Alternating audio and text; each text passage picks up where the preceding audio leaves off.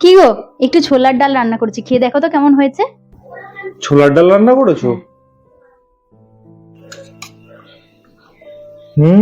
ভালো হয়েছে খেতে। এই সত্যি ভালো আছে, তাহলে মাকেও একটু দিই বলো। দাও, মাকে, মারও ভালো লাগবে। হ্যাঁ মা, এই নিন ছোলার ডাল রান্না করেছি।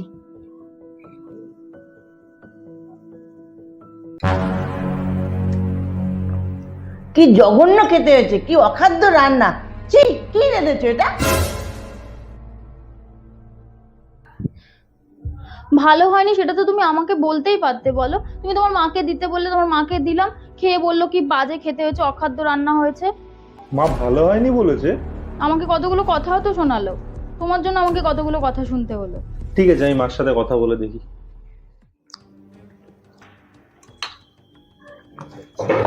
মা, হ্যাঁ ডালটা কি জঘন্য হয়েছে না বলো?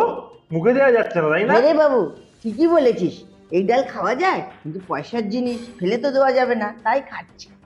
তৃষা, ও তৃষা, এদিকে আসো তো একবার। হ্যাঁ বলো। কি রান্না করেছো তুমি? এসব মুখে দেওয়া যাচ্ছে না, আমি আর মা খেতে পারছি না। পারছো মা খেতে? না রে বাবা, কাল থেকে তোমার আর রান্না করতে হবে না, এমনি আমি তোমার রান্না ভালো খাই না, কাল থেকে মা আমাদের জন্য রান্না করবে। বেশি খাস না। কোনো কিছুই মুখে রয়েছে না। না, গরমের মধ্যে এত কষ্ট করে মেয়েটা রান্না করলো, তোমার যেন কিছুই ভালো লাগে না। যতই দেই ততই চাই। শোনো বৌমা, ভালোই রান্না করেছো।